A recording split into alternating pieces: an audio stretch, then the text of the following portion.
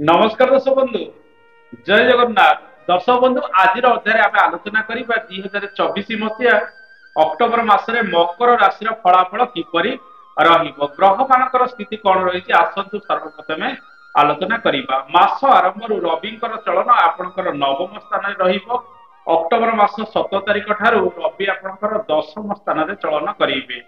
आपणकर राशि अधिपति शनि मास सारा आपणकर द्वितीय स्थान रे आपणकर पंचम स्थान रे बृहस्पति चलन मास सारा बृहस्पति ए मासरे बक्री होइजिबे।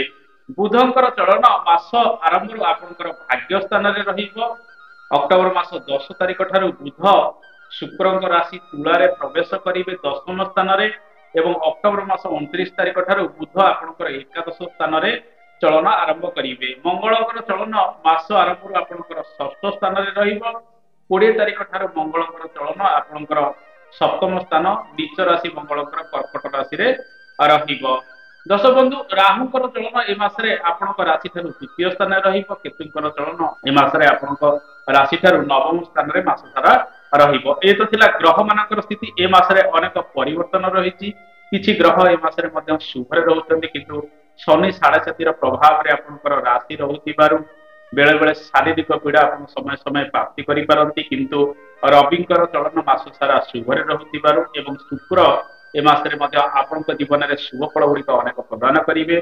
शरीर आरोग्य होबार संभावना रही सामान्य रोग व्याधि को नहीं आप समय समय ए मासरे चिंतित अधिक हो पारंती किंतु अन्यथा आपण धीरे धीरे रोगरू आगामी दिन में मुक्ति पाइबे।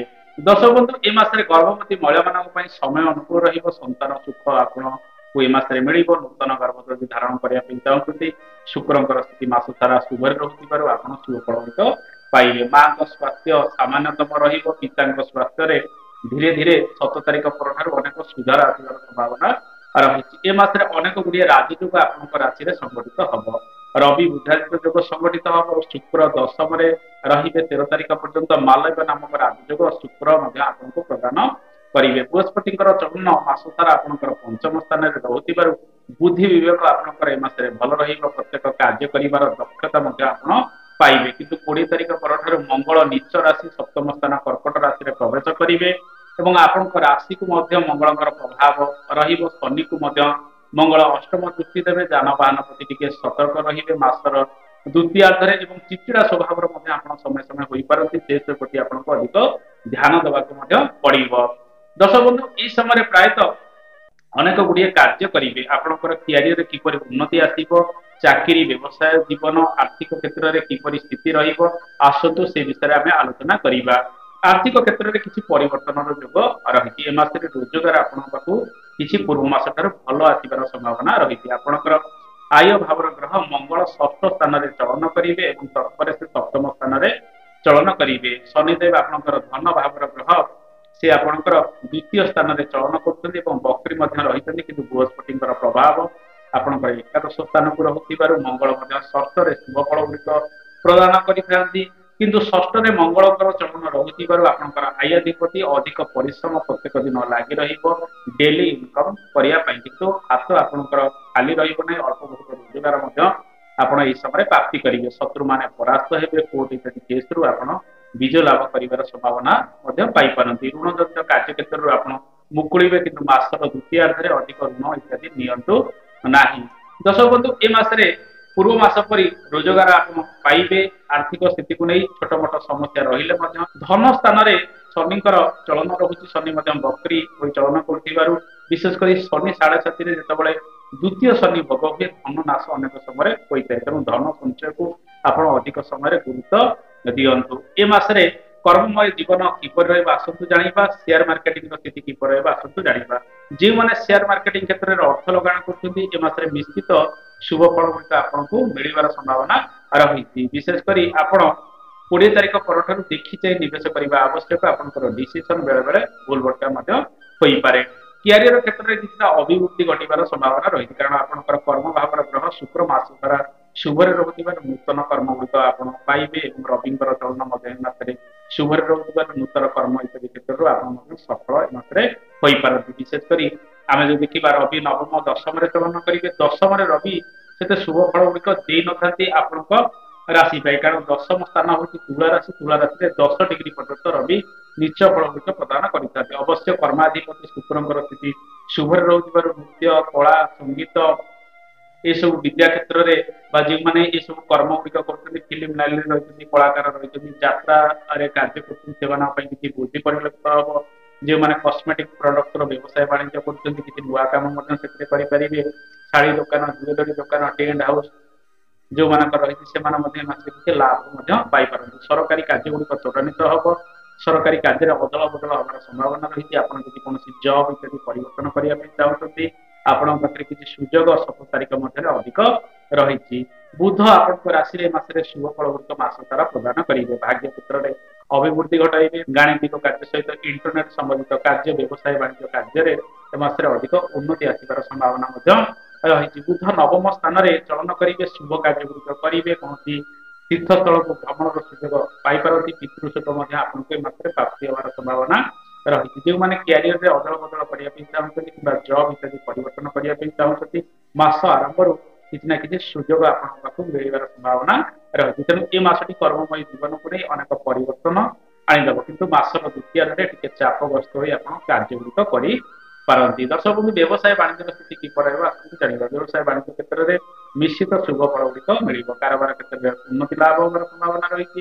ମାସର ଦ୍ୱିତୀୟାର୍ଦ୍ଧରେ ମଙ୍ଗଳଙ୍କର ଚଳନ ଆପଣଙ୍କର ସପ୍ତମ ସ୍ଥାନ ନିଚ ରାଶିରେ ରହୁଥିବାରୁ କାରବାର କ୍ଷେତ୍ରରେ କିଛିଟା ବିଘ୍ନ ଉପୁଜିବାର ସମ୍ଭାବନା ରହିଛି। ଗ୍ରାହକଙ୍କ ସହିତ ଉତ୍ତମ ବ୍ୟବହାର ପ୍ରଦର୍ଶନ କରିବେ। ଋଣ ଜନିତ କାର୍ଯ୍ୟରୁ ଆପଣ ଧୀରେ ଧୀରେ ମୁକୁଳିବେ, କିନ୍ତୁ ବାକି ବୁକର କାହାକୁ ଏ ସମୟରେ ଅଧିକ ଦିଅନ୍ତୁ ନାହିଁ।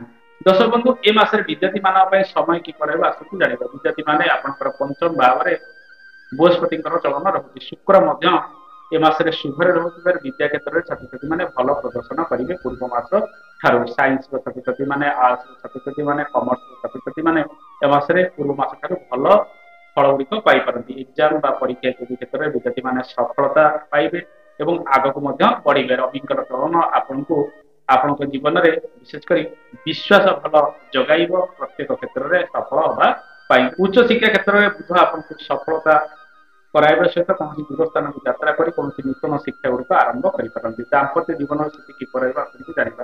ଦାମ୍ପତ୍ୟ ଜୀବନରେ ସୁଖ ସମୃଦ୍ଧି ବୃଦ୍ଧି ପାଇବ। 20 ତାରିଖ ପରଠାରୁ ମଙ୍ଗଳଙ୍କର ଚଳନ ଅଶୁଭରେ ରହୁଥିବାରୁ ଜୀବନସାଥୀଙ୍କ ସହିତ ଉତ୍ତମ ବ୍ୟବହାର ପ୍ରଦର୍ଶନ କରିବେ।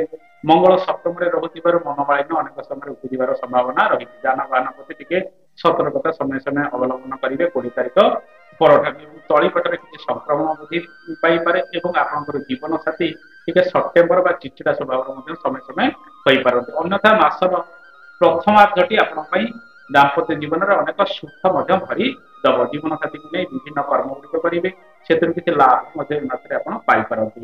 ଦର୍ଶକ ବନ୍ଧୁ, ପାରିବାରିକ ଜୀବନ କିପରି ରହିବ ଆସନ୍ତୁ ଜାଣିବା। ପାରିବାରିକ ଜୀବନରେ ମହିଳାମାନେ ବହୁତ କର୍ମ ଗୁଡିକ କରିବାର ସମ୍ଭାବନା ଏ ମାସରେ ରହିଛି। ଘରୋଇ କାର୍ଯ୍ୟ ଗୁଡିକ ତ୍ୱରାନ୍ୱିତ ହେବ, କିନ୍ତୁ ପାରିବାରିକ ଶତ୍ରୁତା କିଛି ବୃଦ୍ଧି ପାଇବାର ସମ୍ଭାବନା ରହୁଥିବାରୁ ଆପଣ ସେ ସବୁକୁ ନେଇ ସାମାନ୍ୟ ଚିନ୍ତିତ ବେଳେ ବେଳେ ହୋଇପାରନ୍ତି। ହୁଏତ ଆପଣଙ୍କର ପଡୋଶୀ କିମ୍ବା ଆପଣଙ୍କର କୌଣସି ବନ୍ଧୁ ଆପଣଙ୍କ ପିଛରେ ପଡିଯାଇପାରେ, କିଛି ଶତ୍ରୁତା ଆଚରଣ କରିପାରେ। ତେଣୁ ଆପଣଙ୍କୁ ଜଗି ରଖି ପ୍ରତ୍ୟେକ କାର୍ଯ୍ୟ କରିବାର ରହିଛି, କିନ୍ତୁ ସେ କିଛି ଆପଣଙ୍କର କରିପାରିବ ନାହିଁ। ଦର୍ଶକ ବନ୍ଧୁ, ଏହି ସମୟରେ ଜମିବାଡି କାର୍ଯ୍ୟ କ୍ଷେତ୍ରରେ ଟିକେ ସମସ୍ୟା ରହିଛି। ଯାନବାହନ ଯଦି କିଣାକିଣି କରିବା ପାଇଁ ଚାହୁଁଛନ୍ତି, ମାସଟି ଆପଣଙ୍କ ପାଇଁ ଶୁଭପ୍ରଦ ରହିବ। କୌଣସି ଅଳଙ୍କାର, ବସ୍ତ୍ର ଇତ୍ୟାଦି କିଣାକିଣି କ୍ଷେତ୍ରରେ ଆପଣ ମଧ୍ୟ ସଫଳ ହେବେ। ଘରର ପୁରାତନ କାର୍ଯ୍ୟ ଗୁଡିକ ମଧ୍ୟ ଆଗକୁ ବଢିବ। ଦର୍ଶକ ବନ୍ଧୁ, ଲଭ୍ ଲାଇଫର ସ୍ଥିତି କିପରି ରହିବ ଆସନ୍ତୁ ଜାଣିବା। ଲଭ୍ ଲାଇଫରେ ପ୍ରାୟତଃ ପ୍ରେମର ସ୍ଥିତି ବଜାୟ ରହିବ। ଶୁକ୍ର ଆପଣଙ୍କର ପଞ୍ଚମାଧିପତି ଶୁଭରେ ରହୁଥିବାରୁ ଆପଣ ଏ ମାସରେ ନିଜର ମନ କଥା ମଧ୍ୟ କହିପାରିବେ। ପରବର୍ତ୍ତୀ ସମୟରେ ତାକୁ ବିବାହର ରୂପ ମଧ୍ୟ ଦେଇପାରିବେ। ତେଣୁ ଏ ମାସଟି ଲଭ୍ ଲାଇଫରେ ଅନେକ ସଫଳତା ଆପଣଙ୍କୁ ପ୍ରଦାନ କରିବ। ଦର୍ଶକ ବନ୍ଧୁ, ଆସନ୍ତୁ ଜାଣିବା ଏ ମାସରେ ଆପଣଙ୍କର ବିଦେଶ ଯାତ୍ରାର ଯୋଗ କଣ ରହିଛି। ଆପଣଙ୍କ ରାଶି ପାଇଁ ଦ୍ୱାଦଶାଧିପତି ବୃହସ୍ପତି ଅଟନ୍ତି। ସେ ପଞ୍ଚମ ସ୍ଥାନରେ ଚଳନ କରୁଛନ୍ତି ଏବଂ ବକ୍ରି ମଧ୍ୟ ଏ ମାସରେ ହୋଇଯିବେ। ଯେଉଁମାନେ ବିଦେଶ ଗସ୍ତ କରିବା ପାଇଁ ଚାହୁଁଛନ୍ତି, ଧୀରେ ଧୀରେ ଦେଖିବେ 13 ତାରିଖ ପରଠାରୁ ଆପଣ ଆଗକୁ ଅନେକ ସୁଯୋଗ ପାଇବେ। ଯେଉଁମାନେ ଶିକ୍ଷା ପାଇଁ ଯିବା ପାଇଁ ଚାହୁଁଛନ୍ତି କିମ୍ବା କୌଣସି ବୁଲାବୁଲି କରିବା ପାଇଁ ଚାହୁଁଛନ୍ତି, 13 ତାରିଖ ପରଠାରୁ ଆଗକୁ ଧୀରେ ଧୀରେ ବିଦେଶ ଗସ୍ତ କ୍ଷେତ୍ରରେ ସଫଳ ମଧ୍ୟ ହେବେ। 10 ତାରିଖ ପର୍ଯ୍ୟନ୍ତ କୌଣସି ପାଖ ଆଖ ସ୍ଥାନକୁ ଆପଣ ତୀର୍ଥସ୍ଥଳକୁ ଭ୍ରମଣ କରିବାର ସୁଯୋଗ ମଧ୍ୟ ପାଇପାରନ୍ତି। ଆସନ୍ତୁ ଜାଣିବା ଏ ମାସରେ କେଉଁ କେଉଁ ପ୍ରତିକାର ଗୁଡିକ କରିବେ। ଏ ମାସରେ ଶନି 7.5 ସ୍ଥିତି ଯେହେତୁ ଆପଣଙ୍କ ରାଶିରେ ଚାଲୁଛି, ଆପଣ ପ୍ରତ୍ୟେକ ଦିନ ମୃତ୍ୟୁଞ୍ଜୟ ମନ୍ତ୍ର ପାଠ କରନ୍ତୁ। ମହାଦେବଙ୍କ ପାଖରେ ପୂଜା अर्चना प्रत्येक शनिवार दिन करूँ, मंगलवार दिन ଆପଣ ଶ୍ରୀ ହନୁମାନଙ୍କର ଦର୍ଶନ କରନ୍ତୁ, ସୁନ୍ଦରାକାଣ୍ଡ ପାଠ କରନ୍ତୁ, କୁକୁର କାଉ ମଇଁଷି କୁ ପ୍ରତ୍ୟେକ ଦିନ କିଛି ନା କିଛି ଖାଇବାକୁ ଦିଅନ୍ତୁ, ଅଶୁଭତ୍ୱ ଦୂରୀକରଣ ହବ। ଏବଂ ସୂର୍ଯ୍ୟ ନମସ୍କାର ଟିକେ କରନ୍ତୁ, ଦେଖିବେ ଏ ମାସଟି ଆପଣଙ୍କର ଭଲରେ କଟିଯିବ। ଦର୍ଶକ ବନ୍ଧୁ, ଏ ତ ଥିଲା ମକର ରାଶିର ଫଳାଫଳ। ଆଶା କରେ କାର୍ଯ୍ୟକ୍ରମଟି ଆପଣଙ୍କୁ ଭଲ ଲାଗିଥିବ। କାର୍ଯ୍ୟକ୍ରମ ସମ୍ପର୍କରେ ମତାମତ ଦେବେ। ଆଜି ତ ସମୟ ହେଇଗଲାଣି, ଆଜି ପାଇଁ ଏତିକି। ନମସ୍କାର, ଜୟ ଜଗନ୍ନାଥ, ଧନ୍ୟବାଦ।